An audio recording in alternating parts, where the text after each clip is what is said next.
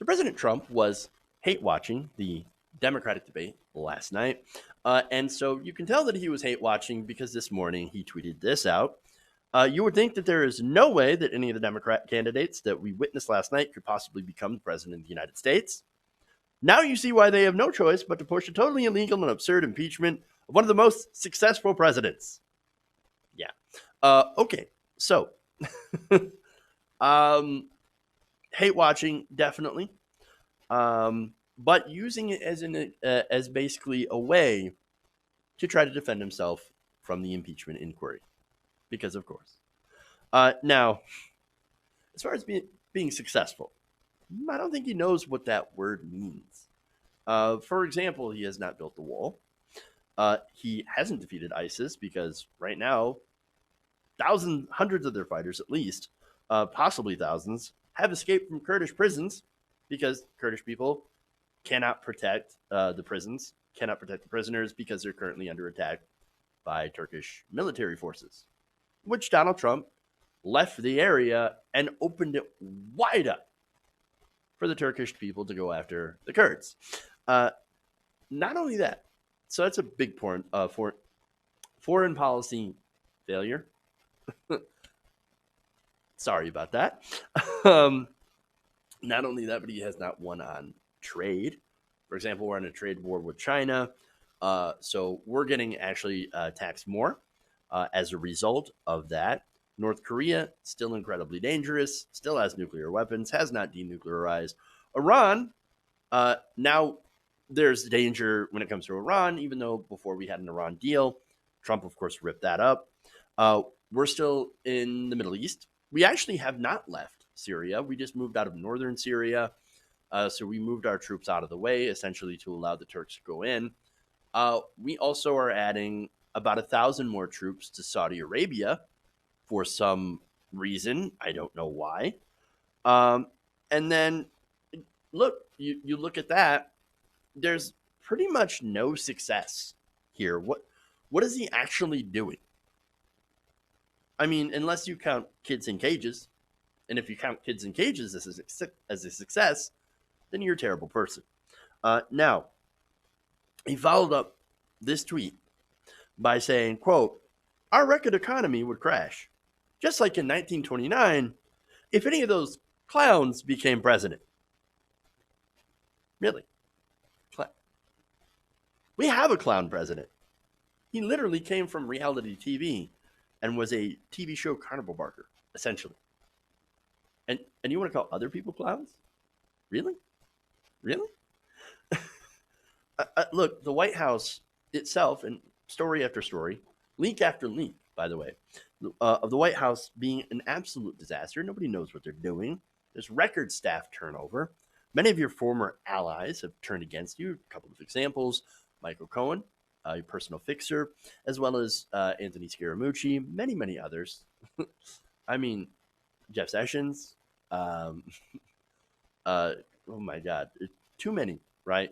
Rex Tillerson, uh, going on and on the list. Okay, and so you want to call other people clowns? Really? Nah, give me a break.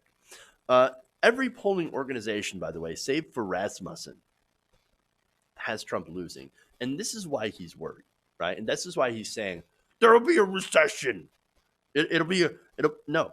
Uh, our economy will crash, not a recession, depression. That's what happened in 1929. If any of these other people become president, now you know what caused the Great Depression, 1929, unregulated, unfettered capitalism. That's what happened. And so right now, we have deregulated to the point where a recession could happen very soon. So you want to talk about clowns, you want to talk about economic disaster, we're heading there. Donald Trump has definitely put the gas on it, even though he's not quite at fault. I wouldn't blame him for the whole thing, because certainly we've had factors pre-Trump that led to economic problems, like, for example, the massive economic inequality that was not created by Donald Trump, but exacerbated by the giant tax cuts and deregulation which Trump has continued in his administration. So now going to the polling, right? And why he's saying these things, because nearly every polling organization, save for Rasmussen, has Donald Trump losing to a Democrat, losing to Biden, Warren, or Sanders in a general election matchup. He's now also in the middle of an impeachment inquiry where, even according to a Fox News poll, 51% of Americans support impeachment and removal of the president. That's an absolute disaster. And yet, he's calling the Democrats clowns. This is at a time when major policies like Medicare for all now have majority approval, 66% among the American people, despite constant attacks from both the right wing and the center. And this is why the Republican plan, before it was ended by John McCain, was in the low 30s. Yet Donald Trump calls the Democrats clowns. Maybe you should look in the mirror and he'll see who the clown prince of clownishness really is. Hey guys, hopefully you enjoyed that free video. Now I'm going to have to ask you a favor. Between the demonetization and the YouTube algorithm messing around with view counts, etc., we're having a hard time adjusting to the new YouTube reality, which is where you guys come in.